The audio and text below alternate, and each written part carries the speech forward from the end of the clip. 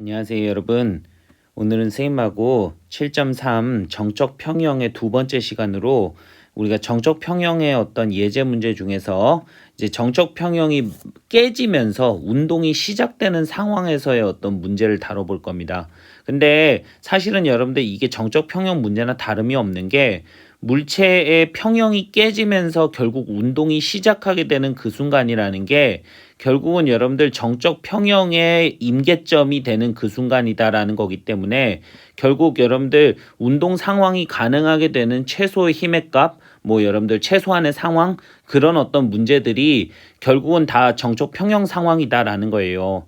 그래서 어떤 일반 물리학 책에는 이제 정적 평형만으로 한 단원을 구성하는 책들도 사실은 있습니다. 그 정도로 문제 상황을 다양하게 만들 수 있기 때문에 그래요. 근데 사실은 생각해 보면 그냥 시그마 타우가 0, 시그마 F가 0, 그거 하나 가지고 결국은 문제를 풀어내는 그런 문제인데, 그게 여러분들이 어떻게 축을 잘 잡느냐, 회전축을 임의의 회전축을 어디로 잘 잡느냐, 그리고 그러니까 물체에 내가 관심 갖고자 하는 대상의 자유도를 어떻게 그리냐에 따라서 문제가 풀리냐 안 풀리냐가 결정된다라는 겁니다.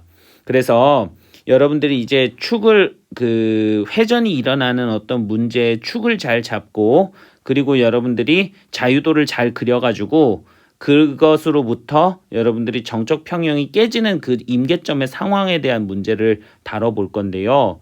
그림 보시면 여러분들이 크기가 20cm 그리고 30cm, 세로 길이가 30cm인 책이 있대요. 근데 이게 여러분들 무게가 15N인 그런 센터 오브 매스가 여기인, 그러니까 센터 오브 그래비티, 중력이 중심점에 작용하는 균일한 책이라고 하는데, 이거를 여러분들이 수평으로 밀어서 회전시켜 들어 올리려고 합니다. 그런데 결국은 회전시켜 들어 올리려고 한다는 것 자체가 이 문제의 정적 평형이 깨지는 순간이다라는 거죠. 그래서 그런 상황이 가능하기 위한 최소한의 힘을 구하라 라고 하는데, 우리가 무게중심이 정확히 중심점이라고 가정하는 거고요. 사실은 이 그림에서 여러분들 회전하는 것처럼 보이지만 실제로 그 평형이 깨지는 그 순간에는 그냥 여러분들이 책이 수직으로 서 있는 그 상황하고 다를 게 하나도 없을 겁니다. 그러면 여러분들이 이제 그 수직으로 서 있는 책에 작용하는 힘을 한번 표시해 보면, 그림상으로는 선생님이 기울어진 것처럼 그렸지만은 여러분들이 생각했을 때는 당연히 이렇게 수직으로 서 있는 책을 생각하면 될 것 같고요. 선생님이 조금 극단적으로 그렸는데 가로 세로 길이를 조금 여러분들이 알고 풀으라고요. 팔 길이가 다르기 때문에 조금만 너무 과장되게 찌그러뜨렸나? 이렇게 그려볼까요? 자, 이렇게 선생님이 그려보면 이거를 여러분들이 이 책이라고 했을 때 책에 작용하는 힘을 다 표시해봐라 라고 얘기를 하면은, 당연히 여러분들 어떤 힘이 존재할 거냐면 중심에 작용하는 힘이 책의 무게가 있을 겁니다. 그 책의 무게가 15N이라고 주어져 있죠. 자, 그래서 15N의 힘이 있을 거고, 그리고 여러분들 이제 어느 방향으로 지금 힘을 주고 있냐면 이쪽 방향으로 지금 힘을 주고 있는데, 책의 오른쪽 끝에다가 힘을 주고 있으니까 이렇게 선생님이 힘을 줘보도록 할게요. 조금만 작게 그립시다. 팔 길이가 작을 것 같아서 그래요. 팔 길이가 길어서 힘이 많이 필요 없을 것 같아서 그래요. 그래서 여기에 힘을 선생님이 F로 그리는데, 이 F가 클지 작을지는 사실은 여러분들 풀어봐야 알죠. 자, 그러면 이렇게 15N과 F의 힘만 작용하느냐? 사실은 여러분들 이 두 개만 작용하는 건 아닙니다. 왜냐하면은 여기를 축으로 여러분들 회전이 일어난다라고 하는 것은 결국은 여러분들 이 물체에 작용하는 이 힘을 보상할 만큼의 힘이 이 끝점에 작용하기 때문에 회전이 일어나는 거거든요. 그러니까 회전이 일어난다라는 게 결국 평형이 깨진다라는 게, 이게 여러분들 요 끝지점에, 오른쪽 아래 끝지점에 작용하는 힘이 요 15N의 힘도, 오른쪽으로 F의 힘도 보상하는 그 순간에 어떤 정적 평형을 만족해야 되니까요. 그래서 그러면 선생님 도대체 이 15N의 중력은 누가 보상해 줍니까? 어떤 힘이 보상해 줍니까? 당연히 여러분들 얘네들의 수직 항력이 위쪽으로 15N으로 이렇게 작용할 거니까 이 15N의 수직 항력이 이 책의 무게 15N을 보상해 주겠죠. 그리고 얘네들한테 작용하는 마찰력이 있을 건데 그 마찰력이 당연히 수평으로 밀어주는 힘과 정확하게 크기는 같으면서 방향은 반대가 되는 그런 힘이 되어야만 끝점에 이렇게 힘이 작용해야만 여기를 중심으로 정적 평형이다라고 얘기할 수가 있죠. 그런데 이것이 깨지면 결국은 들어 올려지는 겁니다. 그러면 그때 여러분들이 당연히 어디를 축으로 잡아야 되냐면 여기를 축으로 잡아버리면 수직항력에 의한 토크와 마찰력에 의한 토크를 없애버릴 수가 있죠. 그래서 뭐 어렵게 여러분들이 이제 자유도를 그렸지만 사실은 딱 봐도 여기를 축으로 회전이 일어난다는 게 눈에 보이기 때문에 당연히 여러분들 여기를 축으로 잡는 게 가장 좋을 겁니다. 여기 어떤 힘이 작용할지 모르는 상황에서는 축으로 잡아버리면 토크가 0이니까. 자, 그래서 우리가 이런 문제를 이용하기 위해서 우리가 여기를 선생님이 5축으로 이렇게 잡고 자, 5축 기준 시그마 타우가 0이다 라는 것을 한번 얘기를 해볼게요. 그러면은 시그마 타우가 0이다 라는 것에 결국 고려해야 될 힘이 15N이라고 하는 이것만 숫자로 쓰니까 좀 이상하네. 선생님이 중력 웨이트라고 쓸까요? 그래서 웨이트의 팔 길이가 있을 건데 그 팔 길이가 여러분들 어떻게 될 거냐면 얘의 축에까지의 수직거리가 될 건데 힘의 연장선을 그려가지고 그것의 수직거리를 생각하면 그 수직거리가 10cm인 거 알겠죠? 그 다음에 여러분들 이 힘의 수직거리를 생각하면 이거는 30cm잖아요. 그래서 팔 길이를 여러분들이 잘 잡는 게 문제에서 중요한 거죠. 그래서 이렇게 했을 때 선생님이 10cm만큼의 W가 만들어내는 토크 그리고 반대 방향으로 뭐가 작용하냐면 30cm의 거리에 F라는 힘을 곱해가지고 얻을 수 있는 반대 방향 토크의 합이 두 개가 0이다라고 얘기를 할 수가 있을 겁니다. 굳이 여기서 선생님이 10cm와 30cm를 넣어도 되는 이유는 여기 0.1과 0.3을 넣지 않고 10과 30을 넣는 이유는 결국은 얘네들이 합쳐져서 0이 되는 그 순간의 문제는 이게 여러분들 여기다 동일하게 센티미터를 넣어도 차원적으로는 결국 맞아 떨어지기 때문에 그렇습니다. 그래서 0.1과 0.3으로 넣어도 되고요. 그런데 지금 여기서 여러분들 이 W라고 하는 중력의 크기가 15N이라고 문제에서 주어져 있으니까 팔 길이 B가 여러분들 1대 3이면 당연히 힘의 B는 3대 1이겠죠. 그래서 힘의 크기가 얼마냐고 물어보면 당연히 여러분들 5N이라는 힘을 얻게 될 겁니다. 자, 그런데 이렇게 여러분들이 힘을 얻었는데 굳이 여기서 선생님이 F라고 하는 마찰력과 스몰 F의 마찰력과 수직 항력까지 물어본다면 이 문제는 여러분들이 어떻게 설명 가능할 거냐면 마찰력의 크기는 당연히 수평 방향으로 F의 힘과 같으니까 마찰력의 크기는 5N 그리고 수직 항력의 크기는 W와 같을 거니까 당연히 수직 항력이 15N 작용하는 그런 문제다라고 할 수 있겠네요. 자, 그러면 이렇게 여러분들이 문제 하나를 해결해 봤고요. 결국은 움직이기 시작하는 그 순간이라는 게 결국 정적 평형 문제다라는 겁니다. 자, 그러면 요거보다 조금 어려운 문제를 선생님이 하나 더 보여줄 건데요. 자, 요 문제는 굉장히 조건이 부족해 보이는데 여러분들이 봤을 때는 그런데 사실은 선생님이 다 고려해가지고 조건은 필요 없는 조건들을 다 빼다 보니까 결국은 세타만 남는 그런 문제가 돼버렸어요. 자, 문제 한번 봅시다. 그림과 같이 질량이 균일한 막대가 마찰이 있는 수평면과 자, 중요합니다. 마찰이 있는 수평면이고 세타만큼 기울어져서 마찰 없는 벽면에 기대어 정지해 있습니다. 선생님 한쪽만 마찰이 있고 한쪽만 마찰이 없는 거 너무 짜증나요. 그럴 수도 있는데 왼쪽까지 마찰이 있었으면 그게 더 짜증났을 거예요. 아마 여러분들. 그래서 뭐 그럴 수도 있죠. 옆면이 미끄러우면 그럴 수도 있죠. 그러니까 여러분들 이런 문제다. 더 쉬운 문제로 선생님이 준 겁니다. 자, 그러면 세타를 점점 줄여가며 실험할 때 30도가 되는 순간 막대가 바닥에 미끄러지면서 벽에 기대지 못하게 되었대요. 생각해보면 이 세타 값이 크면 클수록 기대기가 좋겠죠. 왜냐하면 마찰이 적게 들 거니까. 그래서 이게 여러분들 결국 견뎌내지 못한다라는 건 이거를 극단적으로 이렇게 기울여 주게 되면은 막대를 이렇게 세타를 작게 해서 기울여 주게 되면 당연히 얘네들 지탱하지 못하고 마찰력이 지탱하지 못하고 미끄러지게 되겠죠. 근데 사실은 여러분들 이 상황 자체도 이해가 안 될 수가 있는 게 이 막대에 작용하는 자유도가 어떻게 되는지를 모르기 때문에 그렇습니다. 그러니까 막대에 작용하는 힘이 무엇인지를 모른다고요. 어떤 학생들은. 그래서 그거를 표시하는 연습부터 좀 해볼 건데요. 자, 막대에다가 한번 바로 표시를 해봅시다. 어떤 힘들이 작용하는가. 자, 일단 눈에 보이는 게 뭐냐면 질량이 균일한 막대라고 하니 당연히 여러분들 눈에 보이는 힘이 하나가 있어야 되는데 여기에 여러분들 중심점에 작용하는 중력이 있겠죠. 그래서 여기다 여러분들 중력 mg를 이렇게 표시해 주고요.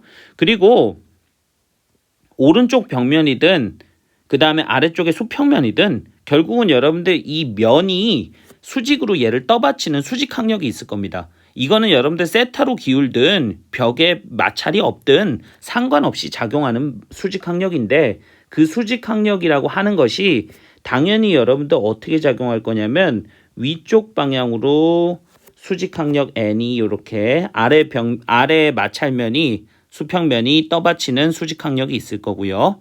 그 다음에 여러분들 얘가 오른쪽 면이 막대를 왼쪽으로 밀어주는 수직 항력이 있을 건데 그 수직 항력은 선생님이 그게 X축으로 작용하는 힘이니까 좀 다른 색깔로 그려볼게요. 이렇게 그려볼 건데 이 녀석의 크기를 선생님이 N'이라고 얘기를 합시다. 이게 여러분들 마찰이 없다 그래서 수직 항력이 없는 건 아니라고요. 다만 여기에 여러분들 이 면에는 마찰이 없으니까 Y축 방향으로는 마찰이 없을 건데 지금 여러분들 얘 같은 경우에는 마찰이 있기 때문에 얘네들이 막대가 왼쪽으로 움직이려는 것을 방해하려는 마찰력이 이렇게 작용하겠죠. 그리고 가만히 생각해 보면 이 막대에 작용하는 힘이 Y축으로 mg와 n인데 X축으로 n'만 있으면 안 되잖아요. 그러면 정적 평형이 깨질 거 아닙니까? 그러면 여기 여러분들 작용하는 마찰력이 어느 방향으로 어느 쪽이야? 라고 물어보면 당연히 여러분들 이쪽 방향으로 크기는 뭐랑 같을 거냐면 수직항력 N'과 같고 그리고 방향은 오른쪽이다 라고 얘기를 할 수가 있겠네요. 그래야만 이 힘과 이 힘, 이 힘과 이 힘, 두 힘이 합쳐져서 이 막대에 작용하는 모든 알짜 힘이 0이다 라고 얘기할 수 있겠죠. 자, 그러면 이런 상황으로 여러분들이 자유도를 그려주면 이제 끝난 건데요. 여기서 이제 이 자유도를 이용해서 한번 수직항력 N과 이 마찰력의 크기를 한번 구해봅시다. 구해보면 일단 여러분들이 이걸 구하기 쉽게 하기 위해서 선생님이 어디를 축으로 잡을 거냐면 여기를 이렇게 축으로 잡을게요. 이렇게 O축으로 이렇게 잡아서 역시 여러분들 이 O축에 대한 시그마 타우를 계산해 볼 건데 O축 기준 시그마 타우가 0이다 라는 사실을 이용해서 우리가 팔 길이를 가만히 생각해 주면 여기 여러분들 전체 길이를 선생님이 L이라고 가정했을 때 이 mg의 팔 길이를 생각해 보면 이만큼일 거고요. 결국 2분의 L의 코사인 세타 성분이 될 거고 그 다음에 여러분들 이 수직 항력의 팔 길이를 생각해 보면 결국 이 각이 세타일 때 요 각이 세타니까 L의 사인 세타다 라고 얘기할 수가 있겠죠. 그러면은 이렇게 팔 길이를 굳이 L을 주지 않고도 세타만 이용해서 정의할 수 있으니까 결국은 L이 소거되는 문제다라는 거예요. 그래서 여기에 여러분들 팔 길이를 2분의 1L에 코사인의 30도 그걸 세타라고 30도는 여러분들 임계각이고요. 그냥 세타라고 할게요. 그러면 2분의 L 코사인 세타에다가 mg라고 하는 수직항력 중력이 만들어내는 O축 기준 토크 그리고 빼기 뭘 해주냐면 L의 사인 세타에 수직항력 N'이라고 하는 것이 만들어내는 토크의 합이 반대 방향이고 크기는 같다라고 얘기할 수 있을 거잖아요. 그러면 이거를 이용해 가지고 여러분들이 뭘 구해낼 수 있을 거냐면 N'을 구할 수 있는데 왜냐하면 L이 이렇게 소거되고 결국은 여러분들 우변으로 이항해 가지고 사인 세타만 넘겨주면 되는 거니까 결국 여러분들 N'이라고 하는 게 2분의 1의 mg의 코탄젠트 세타다라고 얘기할 수 있죠. 왜냐하면 이거를 우변으로 이항해서 사인 세타를 넘겨주면 사인 세타분의 코사인이 될 건데 코탄젠트 세타잖아요. 자, 그러면 여러분들 N'을 구할 수 있는데 N'만 구할 수 있습니까? 이걸 이용해서 F도 구할 수 있죠. 왜냐하면 수평으로 두 힘이 나란하게 반대 방향으로 작용해야만 합력이 0이 될 거니까. 그러면 어떤 특정 상황에서 꼭 30도를 가정하는 게 아니고 지금 그림만 봐도 여러분들 이게 30도보다 커 보이잖아요. 그러면 30도보다 큰 임의의 각도에서 F의 크기는 항상 얼마여야 되냐면 세타의 함수로 이렇게 2분의 1 mg 코탄젠트 세타로 주어진다라는 겁니다. 근데 이것만 얘기할 수 있는 게 아니고 사실은 수직 항력도 얘기할 수 있어요. 수직 항력도 얼마냐 하면은 이게 여러분들 mg다라고 얘기할 수 있죠. 왜냐하면 수직 방향으로 합력이 0이어야 하니까요. 그런데 이건 정지해 있는 그 어떤 상황에도 성립되는 식이다라고 얘기할 수 있거든요. 그런데 이게 여러분들 30도가 됐을 때 비로소 미끄러지기 시작했다는 뜻이 그게 무슨 뜻입니까? 결국 마찰력이 최대 정지 마찰력에 도달했다 그 뜻이죠. 그래서 최대 정지 마찰력에 도달하게 됐을 때 정지 마찰 계수를 구할 수가 있을 겁니다. 사실 정지 마찰 계수는 우리가 최대 정지 마찰력을 구할 때만 쓰는 거니까요. 그러면 이걸 이용해 가지고 만약에 조건을 선생님이 세타가 30도인 조건으로 가져가게 되면 F 이꼴 μn이라고 하는 식이 만족되게 하는 μs의 n이라고 하는 것이 만족되는 식이 30도의 조건이다라는 겁니다. 그러면 아무 때나 여러분들 μsn을 쓰는 게 아니고 이게 여러분들 세타 값이 30도일 때 어떤 조건을 만족하냐면 F라고 하는 마찰력이 μs의 n이 되는 최대 정지 마찰력 값이다 라고 얘기할 수가 있거든요. 그러면 거기다가 여러분들 뭘 대입하냐면 F 대신에 요 값을 집어넣고 그리고 수직 항력 대신에 mg를 이렇게 집어넣으면 양변에서 여러분들 mg가 소거되고 세타에 대한 함수만 남을 겁니다. 그건 너무나 당연한 게 이 μs라고 하는 마찰 계수가 무차원의 상수기 때문에 그 어떤 다른 변수가 필요가 없어요. 그래서 이거 정리해 보면 μs라고 하는 정지 마찰 계수 값이 얼마가 나오는 걸 알 수 있냐면 2분의 1의 코탄젠트 세타다라고 얘기할 수 있는데 여기서 세타가 얼마입니까? 30도일 때 이런 일이 벌어지는 거잖아요. 그래서 2분의 1 코탄젠트 30도를 집어넣게 되면 30도가 여러분들 생각해 보면 루트 3, 1이 30도니까 결국 코탄젠트 세타라는 건 루트 3을 말하는 거죠. 그래서 2분의 1에다 곱해주게 되면 결국 여러분들 이 μs라고 하는 게 얼마냐면 2분의 루트 3이다. 이렇게 구할 수가 있을 겁니다. 차원은요? 무차원이요. 그래서 단위가 없습니다.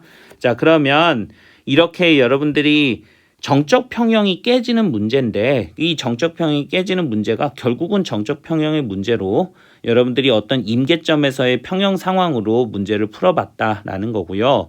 사실 이런 문제가 어려운 건 여러분들이 도대체 어느 축을 잡아서 토크 합을 구할지가 모르겠어서 그걸 여러분들이 연습을 안 해봐서 어려운 겁니다.